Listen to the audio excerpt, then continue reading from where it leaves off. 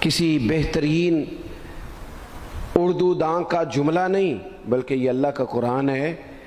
فرمایا مشکل میں تم ہو تو گراں میرے محبوب پہ گزرتا ہے۔ حضور تو جلدی کرتے ہیں تمہاری بھلائی چاہنے میں، کیوں؟ رشتہ بڑا گہرا ہے۔ النبی اولیٰ بالمؤمنین من انفسہم، فرمایا یہ وہ محبوب ہیں جو تمہاری جانوں سے بھی تمہارے زیادہ قریب ہیں۔ رسول کائنات صلی اللہ تعالیٰ علیہ وآلہ وسلم امت کے حق میں نرم دل رکھتے، نرم۔ لوگ سمجھتے ہیں شاید کسی کا بھلا یہ ہوتا ہے کہ اس کو 4 پیسے دے دیے جائیں، شاید اس کا بھلا یہ ہے کہ اسے نوکری پہ لگوا دیا جائے، شاید بھلا یہ ہے کہ اس شخص کو اگر کسی وہ مشکل میں آ گیا ہے تھانے کچہری کے معاملے میں تو وہاں اس کو سہولت دلا دی جائے، آسانی کر دی جائے، کسی کو مضبوط کر دیا جائے، تو یہ اس کے ساتھ بھلائی ہے۔ میرے رسول پاک صلی اللہ تعالیٰ علیہ وسلم نے بتایا کہ میں نہ مکارم اخلاق کی تکمیل کے لیے آیا ہوں، میں تمہارا وہ نفع کرنے آیا ہوں کہ تمہارا دل ساری جگہوں سے ہٹا کے رب رسول کی طرف مائل کرنا ہے، تمہاری طبیعتوں کے اندر جو سختی ہے اسے نرمی میں بدلنا ہے، تمہارے مزاجوں کے اندر جو بے لگام خواہشات ہیں انہیں شریعت اسلامیہ کی پابندی کی لگام دینی ہے۔ حضور سید عالم علیہ السلام نے لوگوں کی اصلاح کا جو دیکھیں نا، اگر کسی گھر میں بگڑے بچے سنور جائے نا تو روٹی تھوڑی بھی ہو تو گزارا ہو جاتا ہے، اگر گھر والے اخلاقاً اتنے اعلیٰ ہوں، ایک دوسرے سے پیار کرتے ہوں تو تھوڑے پیسوں پر بھی وقت گزر جاتا ہے۔ رسول پاک کا دل دھڑکتا تھا، کس لیے؟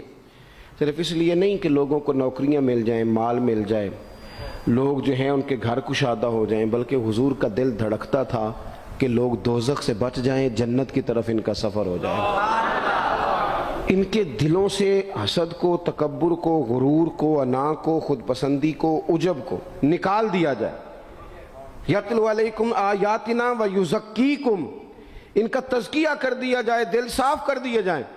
رسول پاک صلی اللہ علیہ وسلم احساس کے ساتھ جاتے ہیں۔ ہمارے ہاں نا تبلیغ ہوتی ہے لیکن اس میں درد نہیں ہوتا، الا ماشاء اللہ، اچھے لوگوں کی بات نہیں کرتا۔ لو میرے جیسے آدمی نے تقریر کرنی ہے، گھنٹہ گزارنا ہی ہے، تو پھر بعض اوقات نفس کی خواہشیں غالب ہوتی ہیں تو وہ اصلاح سے زیادہ شوق داد لینے کا غالب آ جاتا ہے۔ وہ آپ کو پتہ ہے نا، وہ ہمارے ہاں پھر وہ نقیب محفل بیچارہ کبھی بھاگ کے ادھر چلا جاتا ہے، کبھی بھاگ کے ادھر آتا ہے، کہتا ہے میں نے جملہ دینا ہے۔ اب وہ ایسے لگتا ہے جملہ نہیں دینے لگا، کوئی ایٹم بم دینے لگا ہے، جس میں اتنی اسے پریشانی، ایک جملہ کہنے لگا، سنبھال کے رکھنا، ضائع نہ کرنا، یہ نہ کرنا۔ وہ تو جملہ رہنے دے، تو آیت دے ہمیں کوئی قرآن پاک کی، تو ہمیں کوئی حدیث پاک سنا، تو اس حدیثی بات کر، یہ تو مطلب۔ اور پھر وہ داد کا اتنا شوق کہ جب تک سارے ہاتھ نہ کڑھیں، جب تک شمال جنوب والے نہ بول پڑیں تب تک بات نہیں ہوگی۔ یہ کیسی بات ہوئی؟ اصلاح کے اندر تو آپ کا درد آپ کی زبان سے زیادہ اثر رکھتا ہے۔ اقبال کہنے لگے کہ بات جو دل سے نکلتی ہے اثر رکھتی ہے، پر تو نہیں، پر طاقت پرواز مگر رکھتی ہے۔ وہ تو اڑتی ہے، وہ تو اس کی تو پذیرائی ہوتی ہے، اگر بات دل سے نکل رہی ہے تو۔ عزیز بھائی یاد رکھیے گا، حضور سید عالم علیہ السلام درد دل کے ساتھ دعوت دیتے لوگوں۔ 10 دن حضور نے طائف میں قیام کیا ہے، ایک بندے نے بھی کلمہ نہیں پڑھا، الٹا انہوں نے روڑے مارے، تکلیف دی۔ حضور واپس آ رہے ہیں، صحابی ساتھ ہے، باغ میں بیٹھ گئے، اتنی صحت مبارک پر انہوں نے معاذ اللہ تعالیٰ سنگ باری کی کہ خون مبارک بہہ رہا ہے۔ فوراً عرض گزار ہوئے، یا رسول اللہ صلی اللہ علیہ وسلم آپ دعا کر دیں یہ تباہ ہو جائیں۔ فرشتہ بھی حاضر ہو گیا، حضور آپ دعا کریں یہ تباہ ہو جائیں۔ لیکن محبوب کے دل میں نرمی ہے نا امت کے لیے، اگرچہ یہ ساری امت دعوت ہے اس وقت، پر اس وقت بھی نرمی ہے۔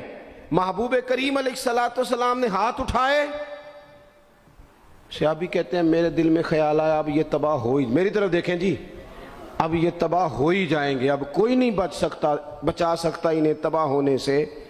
لیکن حضور نے کیا کہا اے اللہ انہیں ہدایت دے دے، انہیں پتہ ہی نہیں یہ کیا کر رہے ہیں۔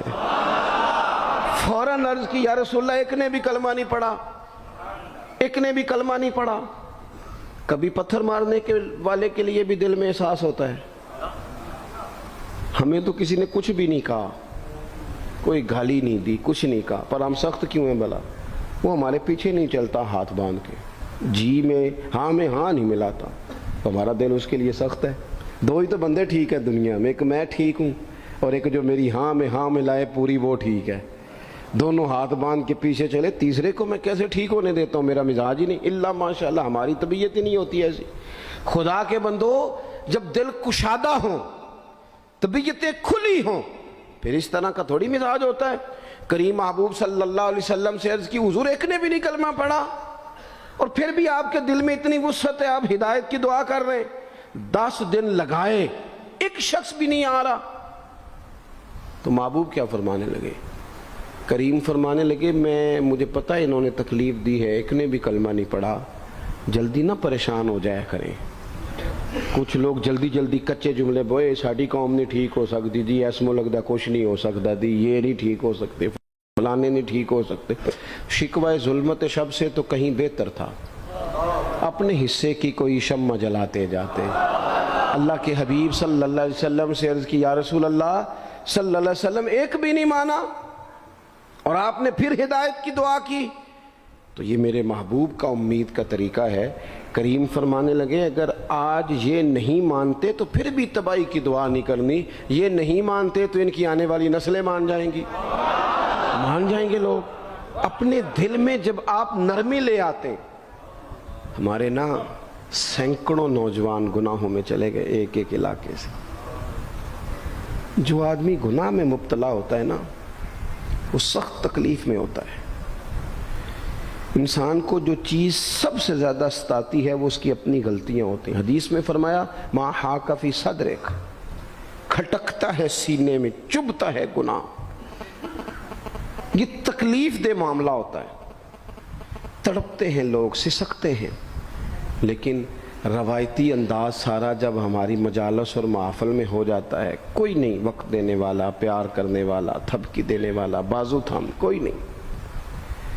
ایک تقریر وہ ہے جو میں آپ سے کرتا ہوں, بس ٹھیک ہے گھنٹہ گزارنا ہے, تو وہ بھی کئی میری طرح کے لوگ ہیں جو جمعرات کو فیصلہ کرتے ہیں سویرے کیا بیان کرنا ہے. حالانکہ میری طرح کے جو چھوٹے ہیں وہ ہفتے سے ہی تیاری شروع کر لیتے ہیں تاکہ کچھ غور فکر کر کے قوم کے سامنے رکھا جائے, ضروری. اب ایک تقریر میں آپ سے کرتا ہوں, سمجھانے کے لیے عرض کرتا ہوں. ایک تقریر ایسی ہے جو خطیب صاحب آپ سے کرتے ہیں, اور خدا نہ خواستہ اللہ تعالیٰ معاف کرے, صرف سمجھانے کے لیے, اگر ان کو پتہ چل جائے کہ ان کا بیٹا کسی غلطی میں مبتلا ہو گیا, تو پھر بھی اسی طرح ہی داد و تحسین کے لیے لش پش کر کے تقریر ہوگی؟ نہیں, پھر یہ انداز نہیں ہوتا. پھر تو بچہ کو سامنے بٹھا کے باپ اپنی پگڑی اس کے پیروں میں رکھتا ہے, پھر تو ماں دوپٹہ پیروں میں رکھتی ہے, کہتی پتر میری کمائی نہ اجاڑ دینا, اور نہ پتہ چلا تو سگریٹ پینے لگ گیا, خدا خیر کرے, تیری مہربانی. سوتا نہیں, اس کا چہرہ پریشان ہے. اب بات آئی ہے نا, اب یہ وقت آیا تبلیغ کا, اصلاح کا. اسے منت کر کے سمجھایا, اس کو گزارش کی. اس نے کہا ابا جی غلطی ہو گئی تھی, آئندہ نہیں کرتا. پوری اس نے تسلی دی, پھر بھی نہیں سوتا. بچہ تو وعدہ کر کے چلا گیا, پھر بھی نہیں سویا. وہ اپنے کمرے میں چلا گیا اور اس نے مصلی بچھا لیا. کہا یا اللہ یہ